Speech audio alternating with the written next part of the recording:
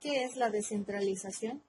La descentralización es el proceso mediante el cual se delega autoridad y responsabilidad en los ejecutivos de las áreas que integran la empresa, para que dentro de su radio de acción tomen decisiones adecuadas y prudentes de acuerdo con el objetivo general de la empresa, respetando la autonomía de dichos ejecutivos para elegir la opción apropiada. Las razones que justifican la importancia de la descentralización en las organizaciones es que de no contar con ella, se pueden tomar decisiones imprecisas al querer estar al tanto de cuanto ocurre en la organización y manejar en forma vaga todos los asuntos. La descentralización es indispensable para el éxito de una empresa. Sin embargo, aunada a la libertad para la toma de decisiones, existe la responsabilidad de lograr los objetivos fijados para cada área, ya sea un centro de costos, ingresos o utilidades, de modo que la alta dirección realimente al responsable. Si el responsable ha utilizado la libertad de toma de decisiones positivamente, debe ser estimulado mediante incentivos que expresen el reconocimiento a su capacidad.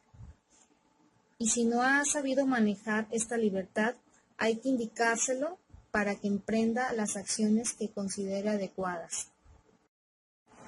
La función que cumple la contabilidad administrativa cuando utiliza las diferentes herramientas para evaluar es que diagnostica cuantitativamente el buen uso o mal uso que se ha hecho de la libertad de toma de decisiones otorgada a cada representante de área, de tal forma que cuando la alta dirección como el responsable puedan tomar las acciones más oportunas capitalizando sus aciertos y corrigiendo sus fallas. La descentralización ofrece numerosas ventajas para la empresa. Entre las principales se encuentran: primero, facilita la toma de decisiones acertadas. Por ejemplo, al analizar una variación en el uso de materia prima que arroja un resultado desfavorable, no es el director general quien debe corregir esa falla, sino el responsable del centro que conoce el problema y posee la experiencia para una mejor decisión. 3. Permite el desarrollo de ejecutivos. Otro problema que existe actualmente en las organizaciones es que no existe diferencias entre propiedad y administración, lo cual crea una brecha entre este y el desarrollo de sus ventas, producción, etc. Una vez comprobada la existencia de la brecha, la administración debe proporcionar los recursos para capacitar a todo su personal, de manera que de ninguna área, ya sea finanzas, ventas, compras, contraloría, etc., carezca de los ejecutivos altamente calificados. 4. Motiva al personal. Esta situación es muy notable en las organizaciones donde cada empleado está esperando la oportunidad de tomar decisiones para demostrar su capacidad en forma objetiva, que una vez reconocida le permita escalar posiciones dentro de la empresa.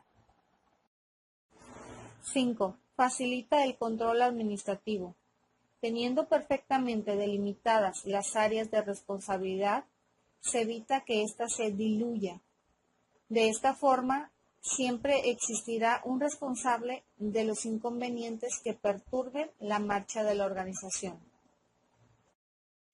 6. Permite la evaluación, ya que con datos, información confiable y cuantitativa se puede evaluar la actuación del personal en diferentes niveles. De acuerdo con la contabilidad administrativa, se indica qué tipo de herramientas se utilizan para evaluar la acción del centro y de sus responsables. Cada empresa cuenta con una herramienta en particular para cada centro de responsabilidad. En el centro de costos, las herramientas que se utilizan para evaluar la actuación de los responsables son los costos estándares, los presupuestos y la contabilidad por áreas de responsabilidad con el enfoque de costeo basado en actividades. primeramente determinando los estándares físicos y luego traducirlos a términos monetarios. Posteriormente se elabora el presupuesto y ya establecidos los dos anteriores, se presenta un informe de costeo basado en actividades en donde se comunique al responsable sobre las actividades que generan valor y cuáles no.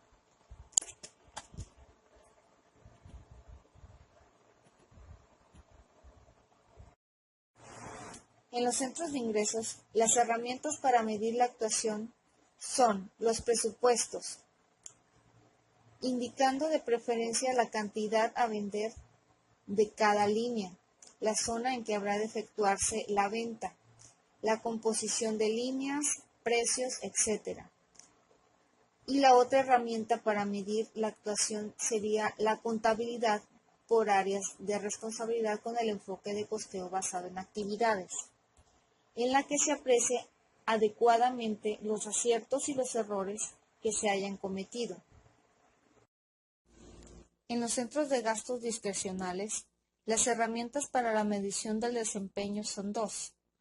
En primer lugar, los presupuestos, que es necesario recordar que estos centros son evaluados básicamente por la calidad del servicio. Por ello, queda a discreción del responsable efectuar el gasto que considere necesario para prestar el servicio de alta calidad. La segunda herramienta es la contabilidad por áreas de responsabilidad con el enfoque de costeo basado en actividades, en el cual se evaluarán los servicios prestados y los gastos incurridos para dar el servicio.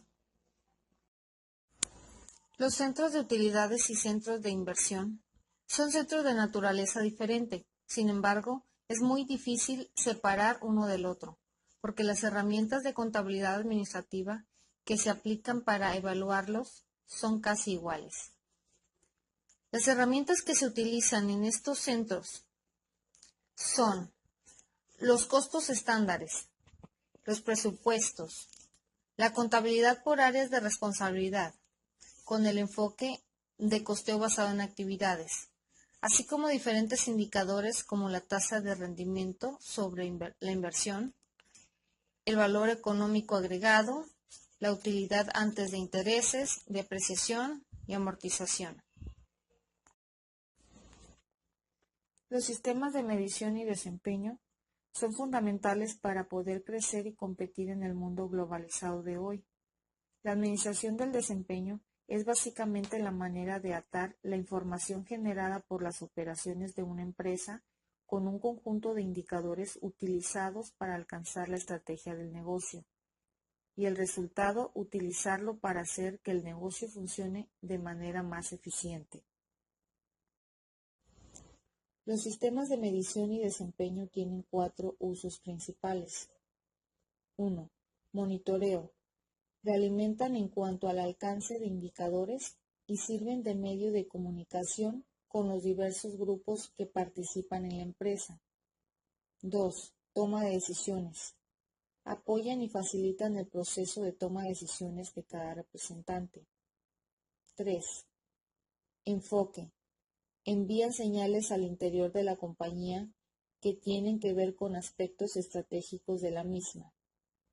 4. Legitimación.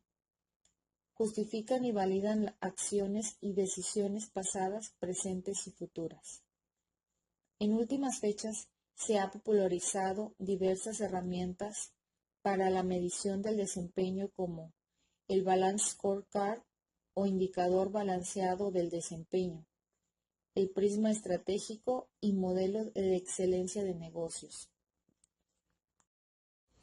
En medio de una competencia cada vez más agresiva, las empresas se ven en la necesidad de adaptarse lo más rápido posible a las necesidades de los clientes y del ambiente empresarial. Por lo anterior, los administradores requieren evaluar el desempeño de su organización y, en última instancia, el de sus empleados, para determinar qué tan bien responden a las necesidades de su ambiente y, en su caso, emprender acciones para corregir el rumbo de la empresa en ese sentido. Por esto, se requiere un sistema estratégico de medición de desempeño que ponga énfasis tanto en indicadores financieros como no financieros, que cubran diferentes perspectivas y que al combinarse traduzcan la estrategia en un conjunto lógico de indicadores del desempeño. Este sistema se llama Balanced Scorecard. A diferencia de los indicadores de desempeño tradicionales, los cuales están en función de controles financieros, el Balanced Scorecard comienza con la visión y la estrategia del negocio. Busca traducir estas dos últimas en indicadores del desempeño para que puedan ser monitoreados y utilizados con el fin de alentar el éxito al momento que ambas se implementen. El primer proceso es la traducción de la visión y la estrategia. Para tener éxito en cualquier negocio es necesario saber qué tenemos que hacer. Esto es, definir la estrategia con tal claridad que todos en la organización se comprometan con ella y trabajen en función a ella todos los días. Por esto, el Balanced Scorecard busca ayudar a la compañía en lo general a traducir la estrategia de la organización a un conjunto de objetivos y variables de medición que determinen el éxito a largo plazo. Para llevar esto a cabo, se divide la estrategia y la visión del negocio en 4 perspectivas fundamentales. 1. La perspectiva del cliente. Casi siempre, la perspectiva de los clientes con respecto a un negocio gira en función de 4 factores. El factor tiempo, que es la respuesta a una orden o abastecimiento de producto. Factor calidad, que son los defectos que puedan presentar el producto. Factor desempeño, que es la satisfacción en cuanto al funcionamiento del producto o la utilidad del servicio. Factor servicio, el cual fue presentado anterior a la venta y después de esta. Al analizar estos 4 aspectos, deben establecerse metas para cada uno de ellos y luego plasmarlas en objetivos operativos que satisfagan a cada uno. 2. Perspectiva de innovación y aprendizaje. El éxito de una empresa está ligado necesariamente a su capacidad de innovación y satisfacción de las necesidades de sus clientes. La creación de valor es el imperativo en nuestros días. Al igual que es necesario interpretar y medir la estrategia de una empresa desde la perspectiva del cliente, es también primordial conocer y medir la capacidad de una empresa para crear nuevos productos o servicios que llevan a incursionar en nuevos mercados. 3. Perspectiva interna. Es necesario que el administrador realice un análisis de las fuerzas y debilidades de la compañía y determine los factores internos que le permiten o permitirán satisfacer a sus clientes. Aquí deben tomarse en cuenta todos los objetivos e indicadores que sirvan a las diferentes áreas de la organización para medir el resultado de los esfuerzos con el fin de satisfacer a sus clientes.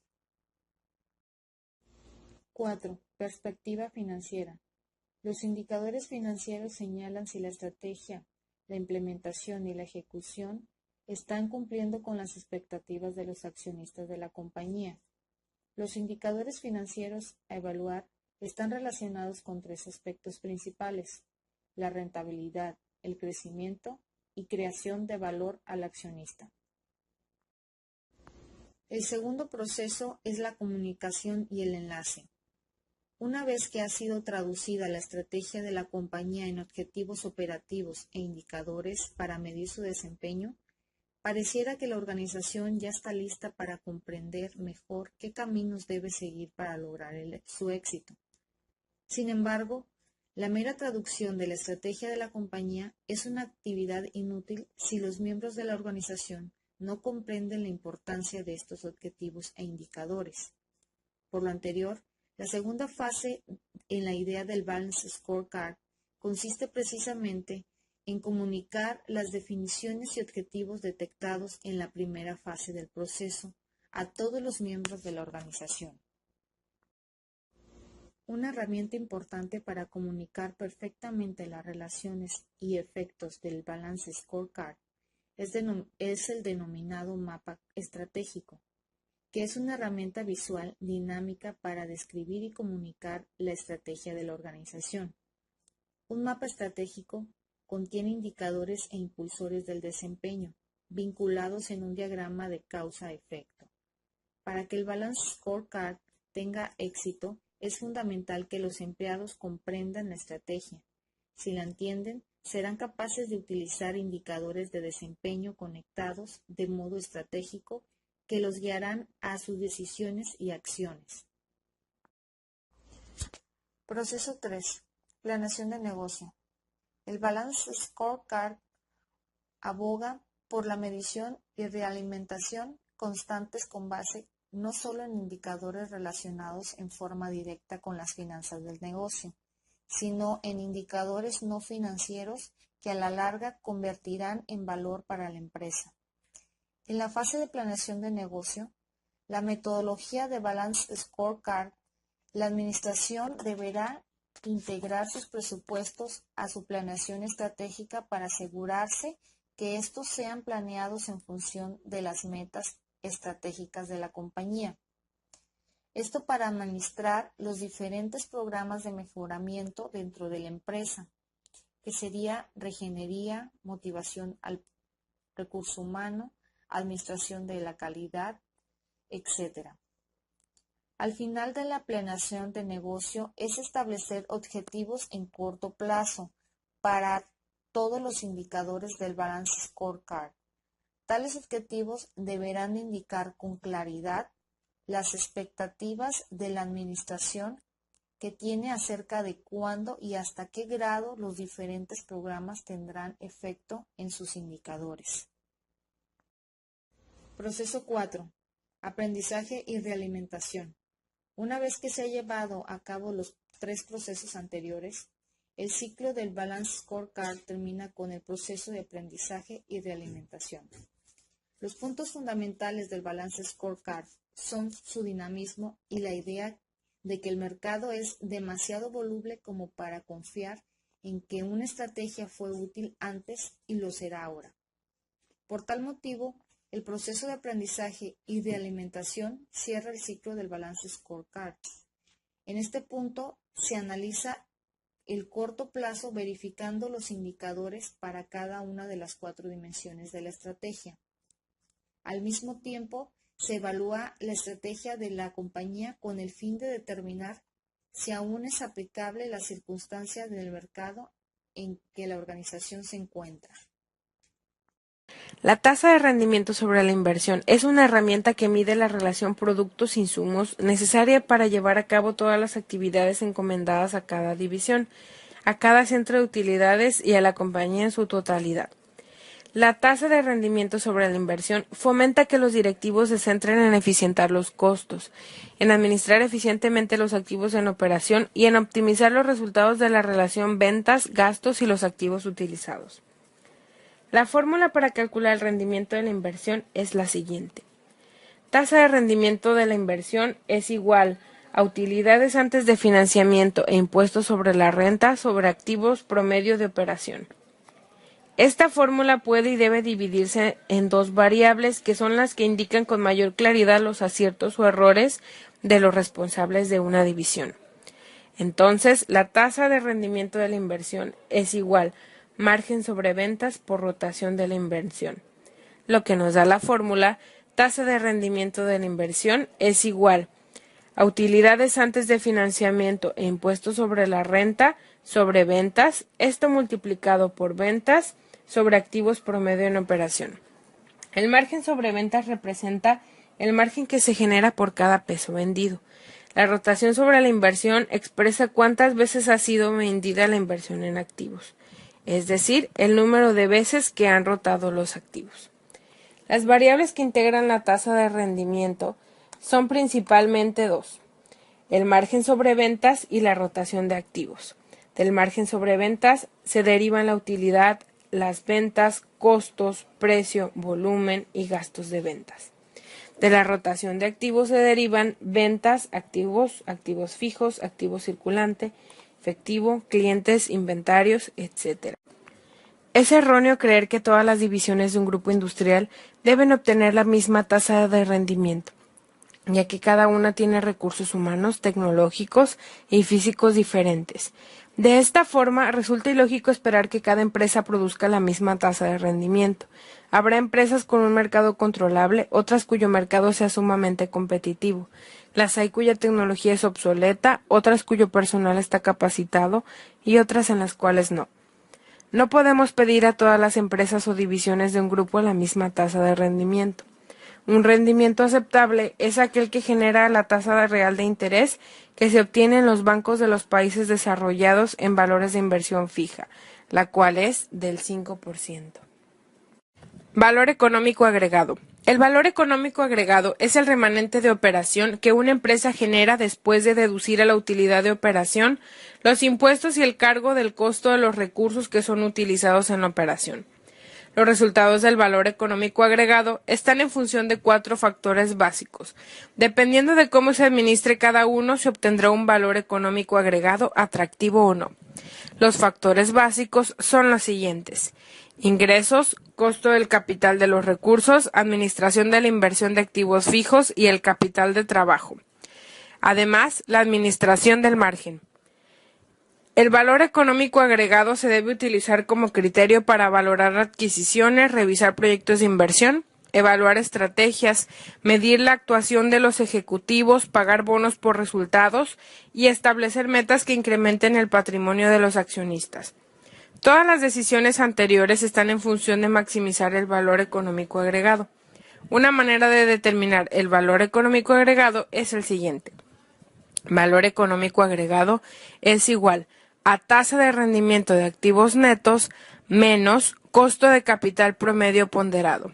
Esto multiplicado por el total de activos netos.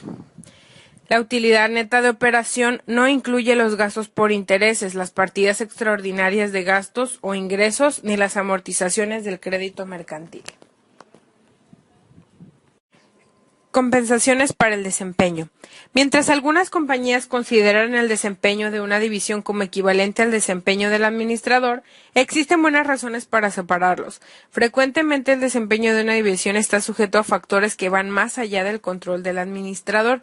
Por consiguiente, es importante compensar el desempeño del administrador de acuerdo con factores que estén efectivamente bajo su control. Incentivos económicos para administradores. En el caso de una compañía pequeña cuyo propietario y administrador es la misma persona, no hay problema. El dueño invierte tanto esfuerzo como él desea y recibe el beneficio económico. Sin embargo, en la mayoría de los casos los dueños contratan administradores para operar la compañía día a día y delegan la autoridad de toma de decisiones a estos. De una forma similar, los administradores divisionales son contratados por el director general para operar sus divisiones a nombre de los dueños. Por ende, los dueños deben asegurarse de que los administradores están brindando un buen servicio. Administración de las compensaciones. La administración de las compensaciones frecuentemente incluye incentivos relacionados con el desempeño. El objetivo es alentar a la congruencia con las metas, de tal manera que los administradores busquen lo que más les convenga a la compañía. Los alicientes incluyen incremento en el sueldo, bonos basados en la utilidad generada, acciones con opción a compra y compensaciones no financieras. Las compensaciones en efectivo se ven reflejadas en sueldos y en bonos. Las compensaciones no financieras no están ligadas al dinero, pero también son importantes. Algunos administradores en ocasiones cambian beneficios económicos por un mejor puesto, una nueva oficina, una cuenta de gastos bajo su responsabilidad, etc. Precios de transferencia. Los precios de transferencia son los que se utilizan para transferir un bien o un servicio de un área de responsabilidad determinada a otra. Por ejemplo, si hablamos de un grupo industrial integrado por varias empresas, entre las cuales se encuentra una que produce un artículo químico, para esta será un artículo terminado. Sin embargo, para la otra puede llegar a constituir una materia básica.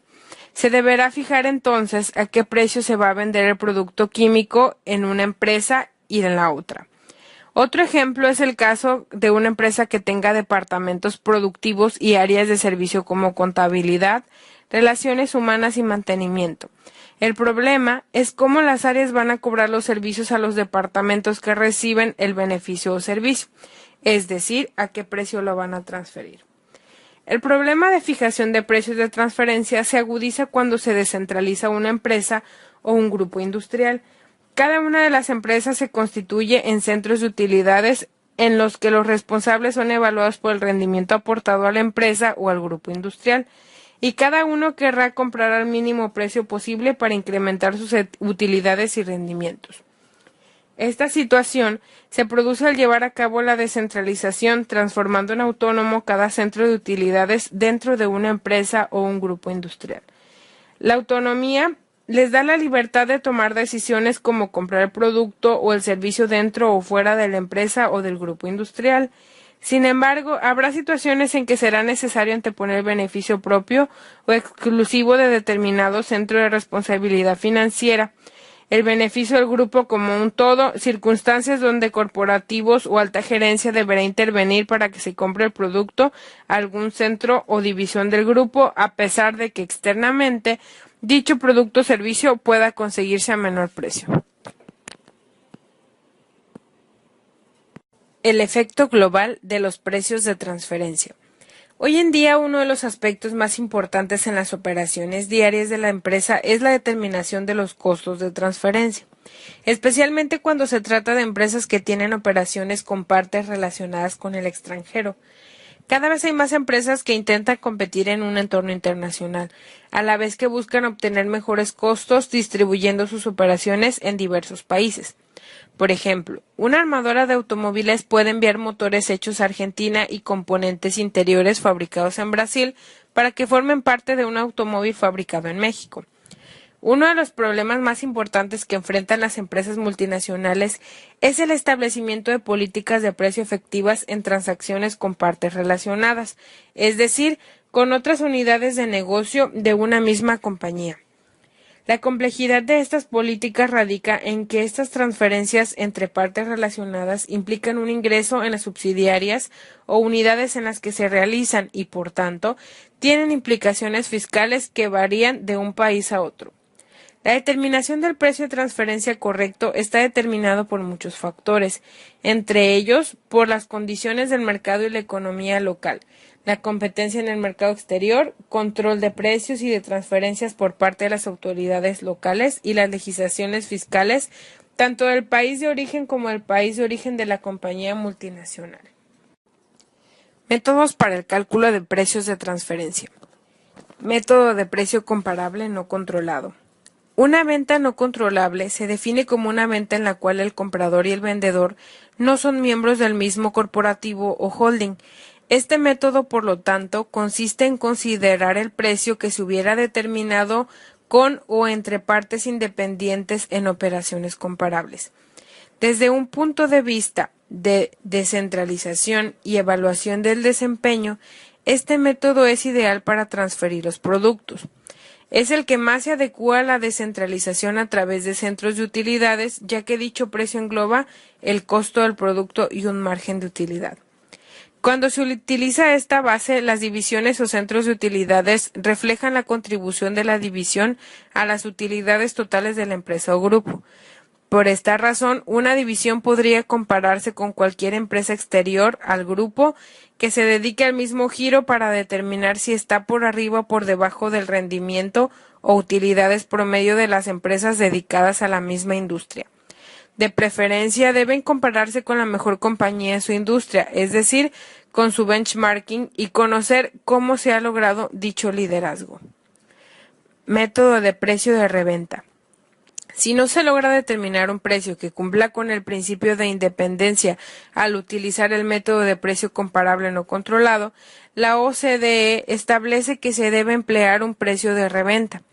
De acuerdo con este método, el precio toma como base el precio al que el comprador vendería el producto transferido a un tercero, disminuyéndole el margen de utilidad que obtendría dicho vendedor.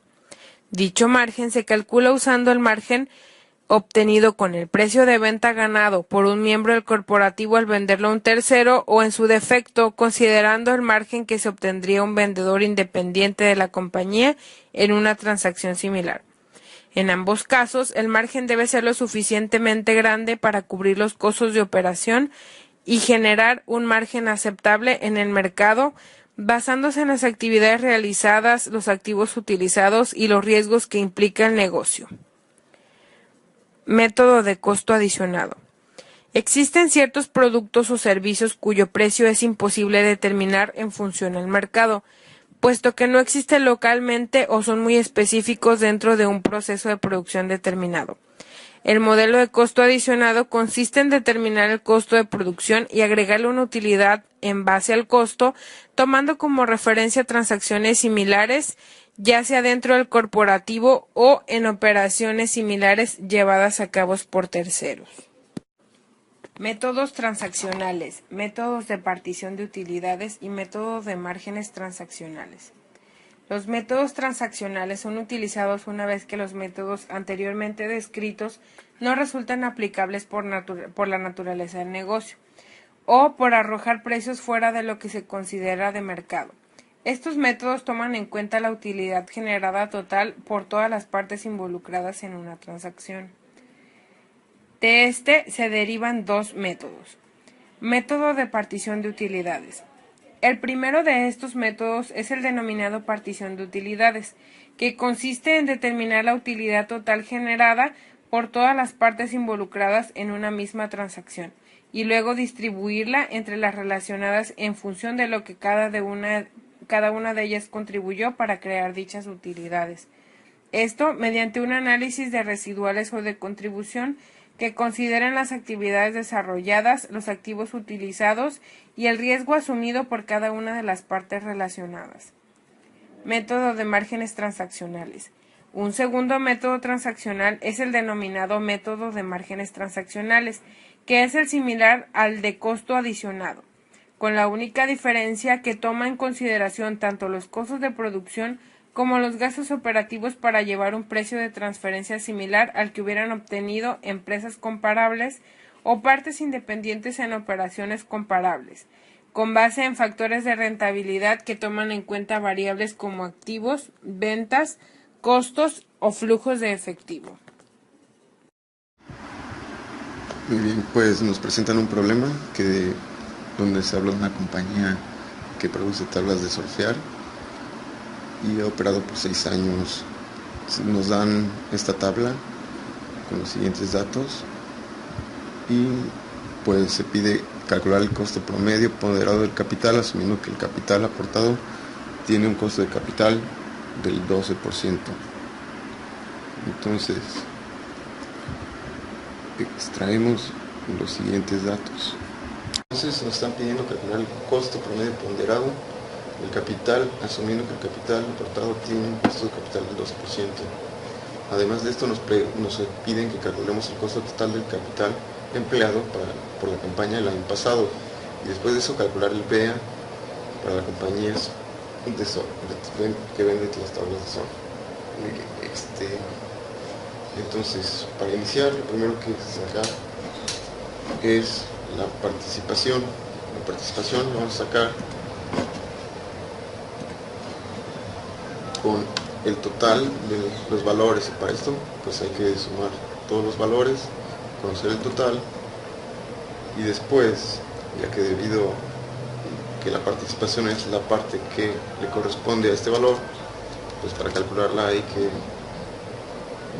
dividir el valor entre el total de los valores, y esto va que es 0.1, o lo que sería lo mismo sería el 10%. Eso quiere decir que las obligaciones representan el 10% del total de los valores. Hacemos lo mismo con el capital aportado, lo dividimos entre el total de los valores y tiene participación de 0.9 o 90%. En total eso te da 1, lo que sería un 100%, entonces está correcto. El costo se saca con la ayuda de una pequeña fórmula. Cuando se trata de las obligaciones, la fórmula te dice que va a ser igual a tu tasa de interés, en este caso es un 9%, multiplicado por el residuo de 1, este 1 es de fórmula, siempre va a ser 1, restando a los impuestos, que en este caso son 35% o 0.35. Con eso ya sacas el costo de las obligaciones. Para sacar el costo del capital aportado, simplemente hay que tomar el costo de capital. Entonces esto va a ser igual al costo de capital. Y para ponderar los costos, pues se multiplica el costo por la participación. Con eso ya tienes el costo ponderado. Se hace en ambos casos igual. Y una vez hecho esto se suman ambos costos y ya con esto tendrías lo que te pide, que es el costo promedio ponderado. Esta sería nuestra primera respuesta. Esto ponderado. Después de esto nos dice que hay que calcular el costo total de capital empleado por la compañía el año pasado. Este costo total sería igual a nuestro costo que acabamos de sacar, multiplicado por el total de recursos utilizados el año pasado. Entonces esta sería nuestra segunda respuesta. Y para sacar el BEA hay que restar la utilidad neta menos el costo total. Y esta sería nuestra tercera respuesta. Con esto terminaríamos el ejercicio.